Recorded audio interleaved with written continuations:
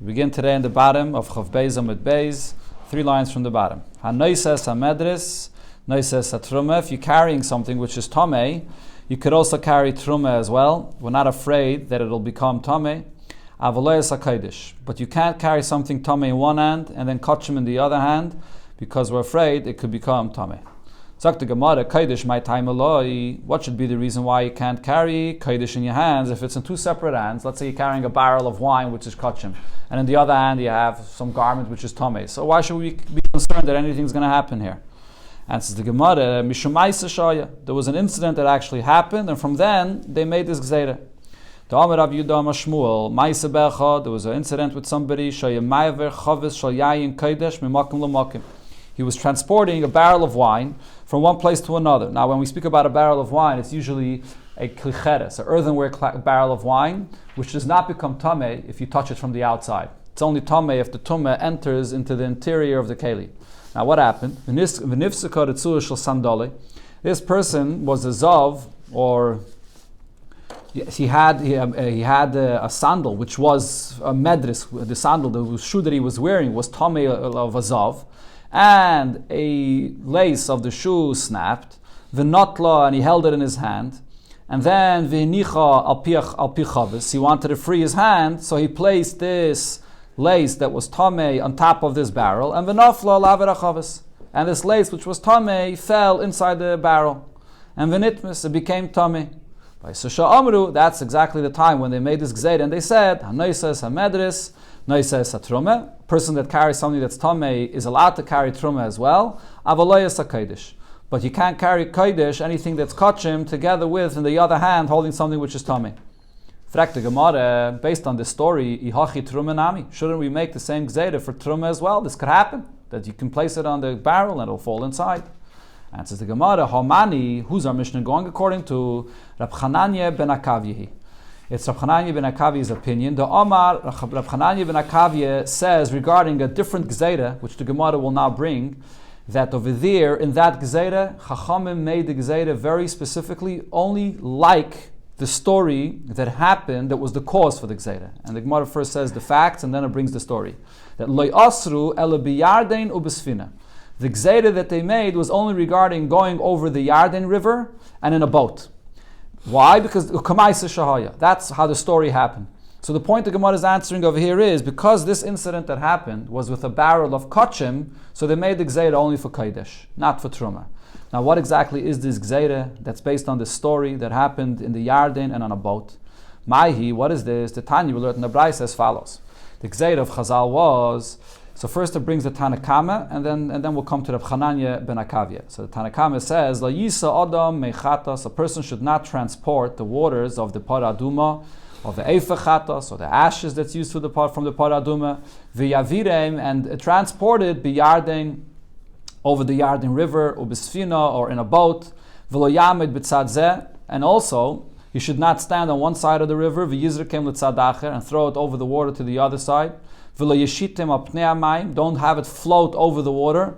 And also not to ride on an animal, and this is what an animal that's crossing a river. Or don't ride on your friend's shoulders, let's say, going over a river.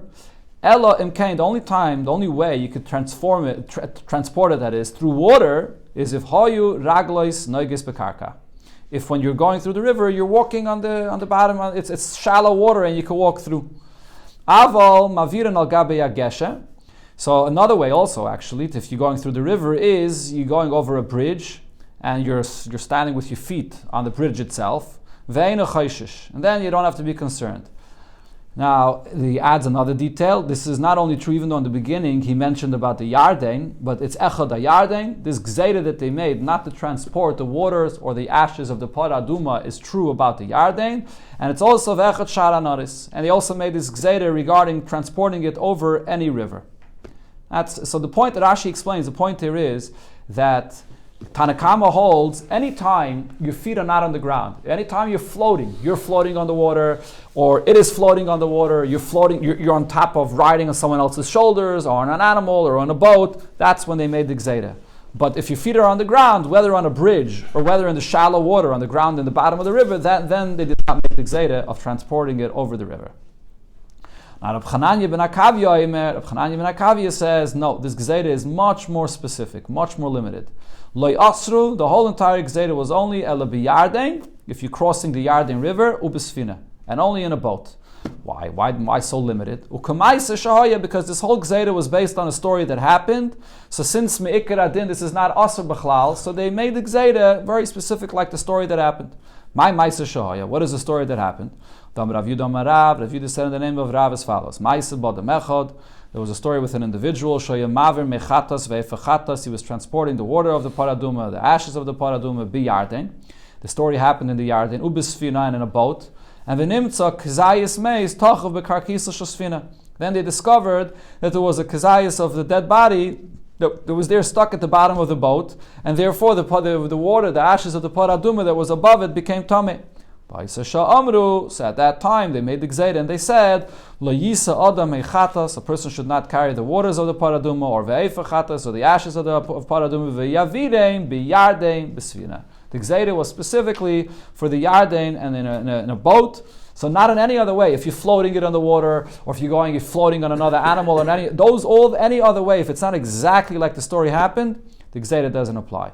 So the same thing regarding our Mishnah, because this story of a person that the lace fell into the barrel was specifically regarding Kodesh, so they made the gzeira for Kodesh and not for Truma. But the question was asked, that do we extend the gzeira, even though we say that it's limited to Kodesh, but maybe the gzeira is broader in the following sense, that sandal tome, so we said that there's a gzeira that a person should not carry, let's say a shoe or any other garment which is tome, but how about sandal toher? Sandal toher, maybe that's similar enough to the story that happened, that just like the story was with a sandal, so maybe a sandal toy you shouldn't carry as well, because people will say, if I could carry a sandal toy, he might come to carry a shoe which is tame, mahu. Does the gzeira apply to that as well? Maybe you should be careful when you carry kachim. Don't carry another sandal, don't carry something else in your hand. Chavis psucha, sorry. You had a barrel over there, the story, the way it happened, and the issa that they made was with this barrel of wine, which was open. And that's how the lace fell inside. Question though is, chavis stuma mahu. Did they also apply the gzeira to a closed barrel? That you might open it and then something might fall inside.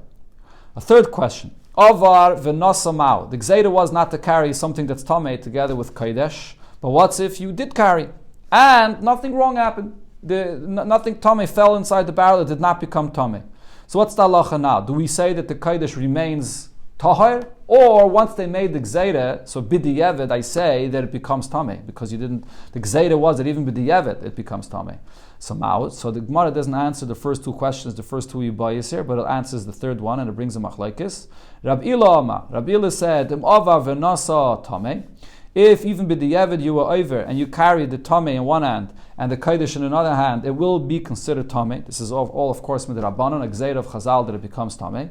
Rab Zera Amar, but Rab Zera said, "Ava v'nasa tar." B'di'evet, if you carry them together, it's going to be tar because it did not actually become tameh. So we leave it on the halachim and atayra that it's tar. Going to the next halacha in the Mishnah, what did it say? Kelim hanigmarim b'tarecholo. You have kelim that the person is just like forming and making a keli right now, and he was very careful, and it was finished betara. And the Mishnah said, but nevertheless, for truma, it's considered to be tahir, but for kodesh, even this keli that was finished betara, you're going to have to tavel in the mikveh. The Gemara, so let's understand this gzeira here. The Gemrina man. Who is the one that's making this keli? Is it a chaver, an individual that knows the halachas of tum and tara, and he's careful, and he's the one that made this keli? So lamalu tefillah, why should you have to tavel it even for kodesh? Ella, the Gemrino Ama Aretz. So you'll answer, the one that finished this keli was an Ama Aretz that doesn't know the halachas and is not careful. So nigmarim betara karilahu. Would the Mishnah say that this is a keli that was finished in purity, and Ama Aretz is not even trusted b'chlal to know the halachas? Answers the Gemara, Amar Abba Bar Shila Marav, Masne, Amar Shmuel, Loilam, the Gemrinu Chaver. Really, the one that completed this keli is a chaver. But it could be there was an Ama Aretz that was there, that he was having a conversation with. Or Mishum Tzinoira, the Ama Aretz, the Nafal. It's possible that when he was finishing the keli, so there was an Ama Aretz that was standing there speaking to him, and he was spitting, and it came out of his mouth, and it fell on the keli, and it made it tummy. That's why the Mishnah says that for kodesh you're going to have to tavel this. But the Gemara still presses on further. Now, Amos, when exactly did this Ama'aretz show up and have a conversation with the person that's making the keli and were concerned about the spit that comes out of his mouth? If it's before the keli is finished, holav manuhu, it's not a keli yet. Something that's not a keli yet is not makabel tumah, so there's no concern at all. Ella basa de gomre. So Ella, are you going to say that we're talking about after it's a full, complete keli already? How could you say that a chaver, a person that's careful with halachas of tumah and tara, will allow an amaretz to get close enough that he could spit at it? Mizazarbuhu. Isn't a chaver going to be very careful and not allow the amaretz to come and speak and spit at the keli? So still our question is, what are we speaking about when it says in the Mishnah, kelim hanigmarim betara? So the Gemara answers, la'olam. So the case over here is as follows: mikamei de gomre. Before the keli was finished yet, so the chaver allowed an amaretz to get close enough, and he was talking to him, and he could spit while he's talking, and it falls on the keli. But v'dilme beidne de gomre adayin lachi. Our concern is that maybe the spit that fell on the keli when it was not yet a keli, so at that point the spit is not an issue. But if after the keli is done, that spit is still moist and there, so then you're gonna have to taivel it. That's what our concern is. In other words, the point is this halacha of the spit of an amaretz that is tamei is only when it's still moist. If it dries up, it's not an issue anymore. So therefore, for truma, we're not machmer. For truma, we say that the chaver was careful to make sure that it's tire. But for kodesh, the Mishnah says that even after you finish the keli, it's possible an amaretz spit on it before it finished, but the spit remained moist afterwards, and therefore it's going to be tamei, and you have to taivel it. Okay, now the Gemara is going to. So now we understand the source of the gzeira. Now the Gemara is going to focus on another detail here. What did it say in the Mishnah? As the Gemara, it's now tvile in. It said in our Mishnah that after you have this keli which was done betare, so for kodesh you have to taivel it. And that's all. Harav shemesh loy. However, it doesn't seem like Chachamim made a gzeira that in addition you should have to wait until at night before you use it. There are certain things that it's not enough to taivel it, but you have to wait until tzeisa kechavim in order to be allowed to use it. It just mentioned in the Mishnah that the gzeira was just to taivel, but not more than that. Says the Gemara, masnisin the loy Rabbi Eliezer. It seems like that our Mishnah would not follow the opinion of Rabbi Eliezer. Now, why is this? So the Gemara is going to bring a lengthy inyan over here, and we'll see why it's not like Rabbi Elazar. From Rabbi Elazar, it would seem like that the gzeira would include not only to taivel it, but also harav shemesh, that you have to wait until at night before you can use it. The Tanan, we learned in the Mishnah, this is a Mishnah in Masechta Parah. So before I read the Mishnah inside, just a few details here, the basis of what this Mishnah is speaking about. One of the interesting halachas regarding Parah Aduma is that every utensil that they would use for Parah Aduma, they would take it and first be metame it, and then taivel it, and then use it immediately before tzeisa kechavim. Use it during the day that they taiveled it. What was the reason for this? Because there was a big argument between the Chachamim and the Tzaddikim. The Tzaddikim were sort of more machmer. They said that the only kind of keli that could be used for Parah Aduma is a keli that was taiveled, and you have to wait until at night. During the day, it can't be used. Chachamim had a drasha from the pasuk. Rashi brings as a pasuk, v'tavel b'mayim ish toir. I think that's the pasuk. Rashi brings over here the pasuk that says, v'hiza ha'alatome, v'hiza ha'toir alatome. So that pasuk, the Chazal learned out that you don't have to wait until at night. Even if you taivel it, you can immediately use it.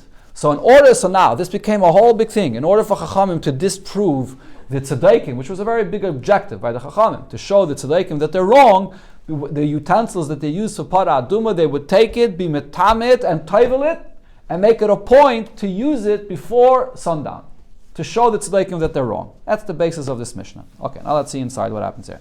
Now, the Tanam, we learned there in the Mishnah, shveiferes shachatcha lachatas.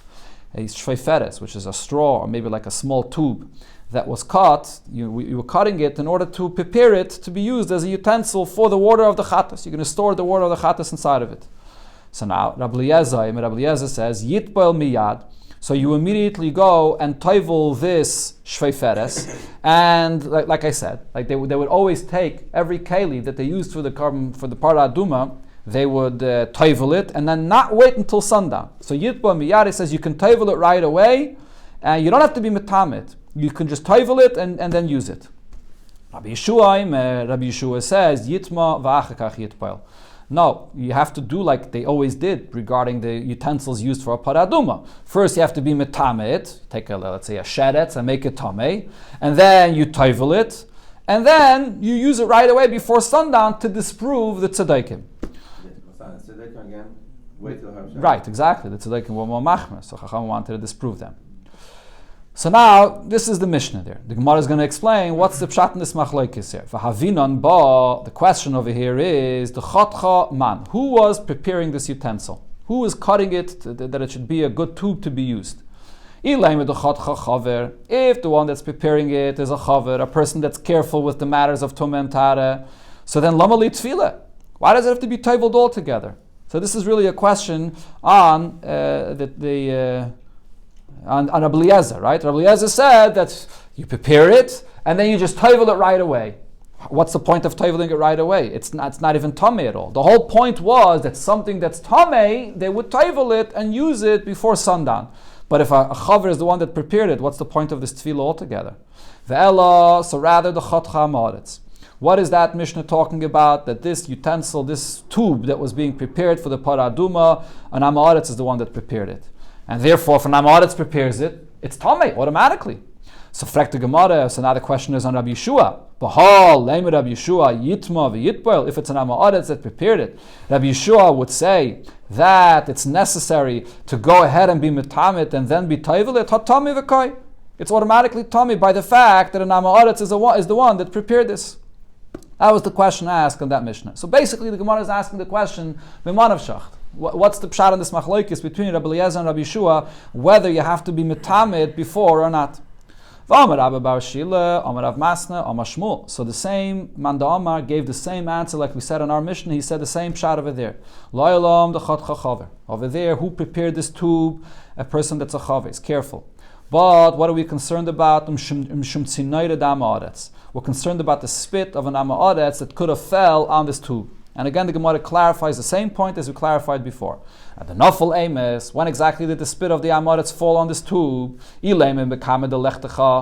it was before it was caught, so halav manahu. It's not yet a keli, so it should not be makabel tumah at all. He would spit on it after it was caught and it's already prepared to be a keli. But why should we be concerned that such a thing would happen? Mizer zarba. If it's the chaver that's preparing it, won't he be careful that an amaretz should not be nearby and should not talk and no spit should go on it? So the answer is like we said before. Really, it was before it was caught. And then that's when the amaretz was there, so it was not yet a keli. But what we're concerned about is that after you cut it, the spit of the amaretz is still moist, and it would be tameh. Okay, so that's the machlokes here between Rabbi Eliezer and Rabbi Yeshua. So Rabbi Eliezer says that we're concerned about that, so therefore we consider it to be tameh automatically. And therefore you could just toivel it. You don't have to go ahead and be metamit. Whereas Rabbi Yeshua is not concerned about that. So Rabbi Yeshua says you could be metamit. So what's the point? What it comes out that the gzeira of our Mishnah, when it spoke about kelim hanigmarim betara, and this story here in this Mishnah, the para aduma, when he's preparing this tube, is based on the same exact gzeira. That we're geyser, that maybe an amaret spit on it, and therefore it still was moist and it becomes tameh. Okay, so now the Gemara's question is as follows. So again, let's just remind you, what did the Gemara say before? In our Mishnah it said that this gzeira requires what? It only requires tefillah. It is not required to wait until sundown, right? It said in our Mishnah, tefillah in Marherav Shemesh Loi. Now the question is, if so, how can we apply this by para aduma? Before I read it inside, the whole point by para aduma is that you have to have a level of tumah that requires to wait until at night, and the Chachamim want to disprove the tzedaikim to show them that we're not going to wait until at night. That for para aduma, even just by toiveling it, it's good enough. But now the question is, Dr. Gemara, according to Rabbi Yeshua, that you're going ahead and being metame this tube, which requires to wait until at night. So So this is the point that we're making for the tzaddikim to show them that they're wrong. The Tanan, and here the Gemara brings the source of this concept. We learned in the Mishnah, metamin hoyu es hakayin asayref es hapara. There would also be metame, even the kayin himself, that would go to burn the para aduma, and then not wait until at night and allow him to go and burn it during the day. Lahaitzi milibon shal tzaddikim. This was all to take away from the opinion of the tzaddikim. Shahayu aimrim. They would say b'murave shemesh haisenasis, that the para aduma could only be made with somebody that waits until at night. So over here as well, when you get to this tube, you're being metamet. You should wait until at night of head of shemesh, which is what the tzaddikim say, because it's a tumah that would require to wait until at night. And the chachamim are saying that for para aduma, there's a special pasuk that says you don't have to wait until at night. But according to Rabbi Eliezer, if you were to say that this keli here, the gzeira was that it's not enough to tovel it, the gzeira that there might have been the spit of an amma aretz on it would require to wait until at night. So then hainadika keil tzaddikim. So that's the point we're making for the tzaddikim, that you don't have to wait until at night. Eli yomrit. But if you're going to say like it's mashma of what it said in our Mishnah, ba'alma. Some take out this word ba'alma over here. Or Eli yomrit loibin and had of shemesh, that you do not have to wait until at night. This whole gzeira of this keli which a chaver made, elamai, only concerned about the spit. Ilachatchila doesn't require bachlal to wait until at night. So maya keli l'tzaddikim mikeh. How could Rabbi Eliezer say that you don't have to be metamit and you just toivel it and it'll make a point for the tzaddikim? What kind of point are you making for tzaddikim? This doesn't require bachlal in the first place to wait until at night. And this is the Gemara, so we're going to have to say Omar Rav. So Rav said that no, over here by the para aduma, this keli that was finished by a chaver, and there's a concern that maybe the spit of the amaretz went on it, asua ketame sheretz. They actually did consider it to be a more severe level of tumah, like a tmei sheretz, which does require usually to wait until at night. And therefore, the fact that you're toiveling it and you're not waiting until at night does make a point for the tzaddikim. If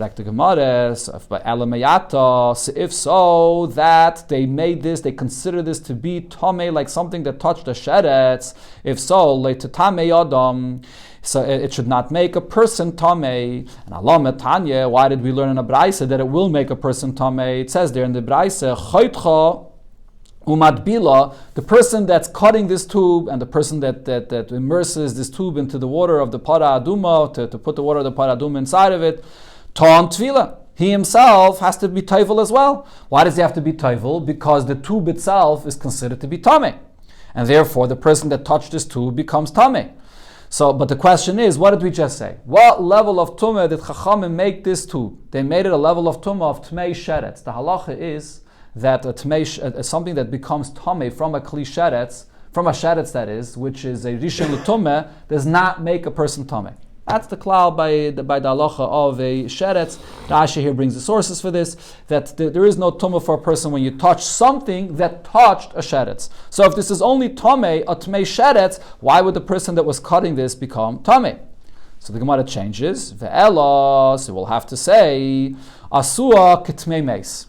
This keli, that this tube, that this chaver completed, and there was this gzeira of Chazal, because maybe a amaret spit at it, they considered it to be a level of tumah. Their gzeira was so severe as if it touched a mace. And that's something which would definitely make a person tameh. But the Gemara asks on this, if that's the level of tumah, that's how severe their gzeira was, what's the halach of anything that's tmei meis? It's not enough to toivel it, and it's not even enough just to wait until that night. You have to wait 3 days and then sprinkle the waters of the paraduma, and then wait another 4 days, and the 7th day you sprinkle again the waters of the paraduma. So Allah matanya, why does it say in the brayso that we just learned, chaytcha umadbila ton tvila, that the person that was cutting this and then he was preparing it, so he has to toivel, tvila in, he just has to toivel in the mikveh, but azah shlishi shvi eloi. He doesn't have to, there's no shlishi shvi to go through the whole process that's usually by a tmei meis is not required. So how could you say that that this gzeira is so severe that they consider it mamish to be like a tmei meis? So Ella, the Gemara tweaks it again and says, this is what the gzeira was. As'ua kitmei meis b'shvi shalai. This gzeira was that they considered it to be tameh like a tmei meis, but not like a regular Tmei Meis, which requires 7 days to wait, but a Tmei Meis that's on the 7th day, that you could go to the mikveh and you become tired that night. So therefore, this is what Rabbi Eliezer was saying, that it fits with what it said in our Mishnah, that over here by the Para Aduma, it would require to wait until at night, and then Chachamim came and said, you can use it during the day to make a point that the tzaddikim are wrong. Okay, now this is a very unique kind of Gzeira. They're making it a Tmei Meis, but not including the usual rule and the halachas of a Tmei Meis that you have to wait 7 days.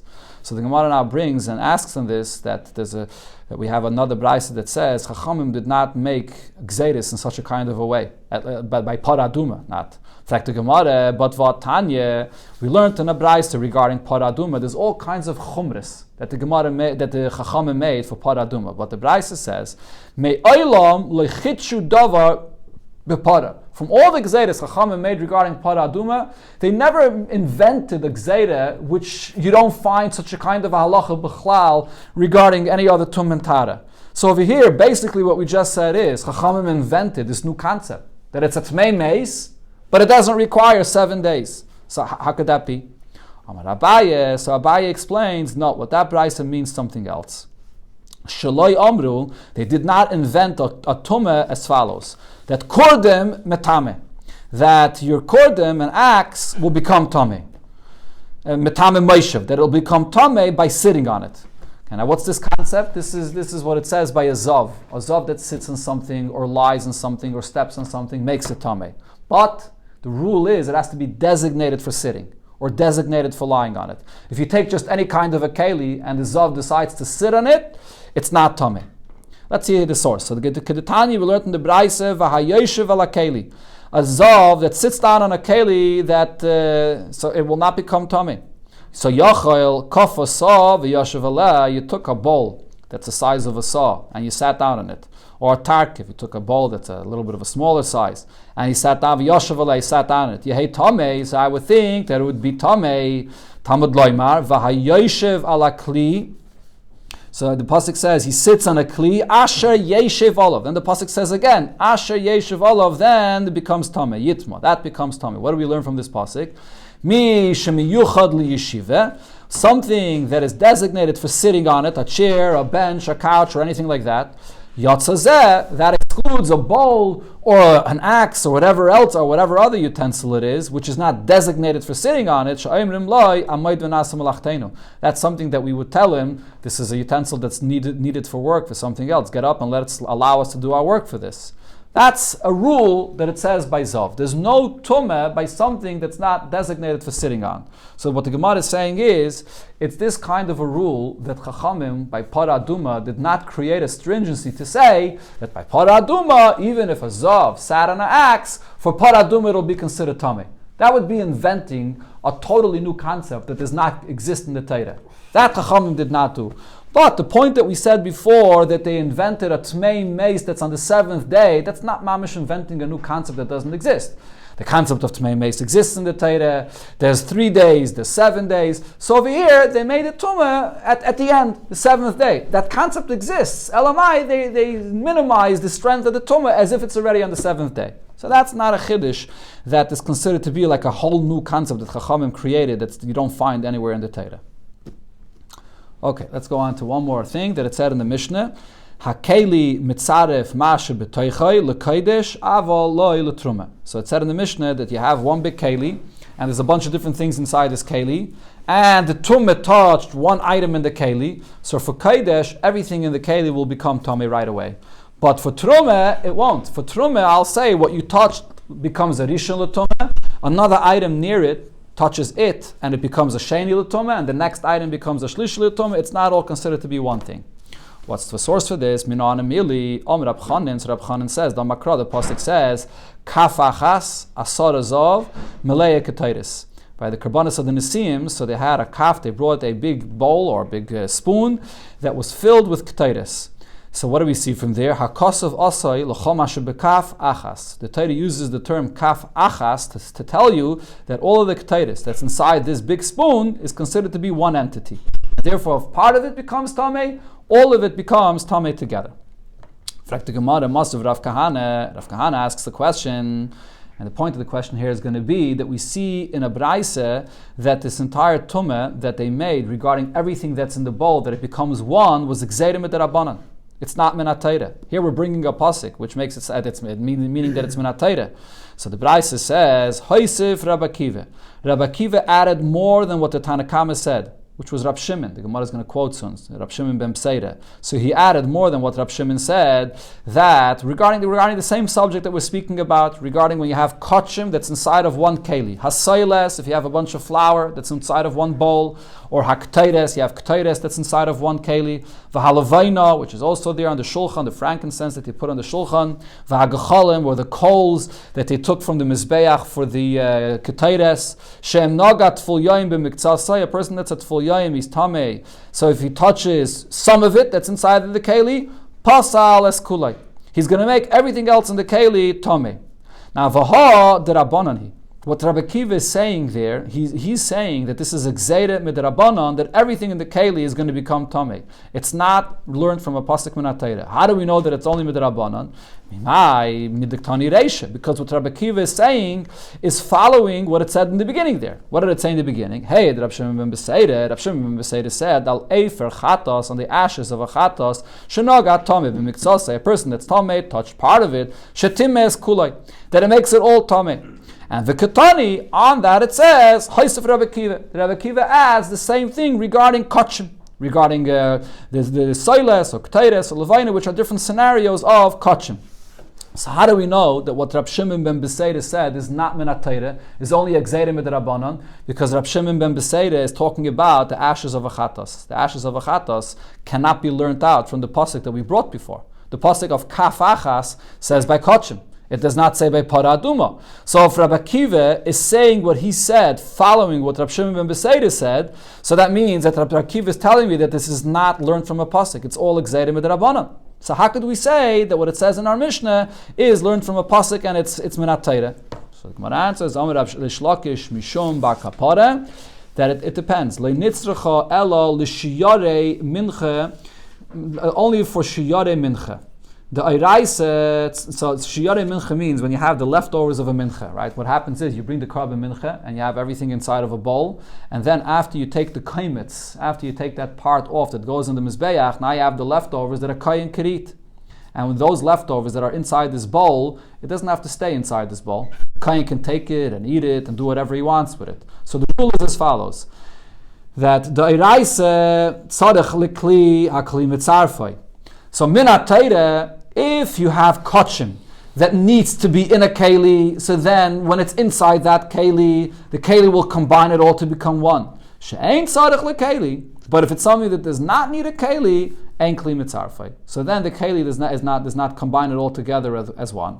And v'asur rabbanan v'gazru, and then on this the rabbanan were geyser, the afagav de'en tzarech lekeli, keli mitzarfei. That even if it does not need a keli, the keli will still be mitzarefit. So in other words, the point the Gemara is saying is, our Mishnah, that we learned it from a pasuk, that everything in the keli is considered to be one, is when it needs to be in a keli.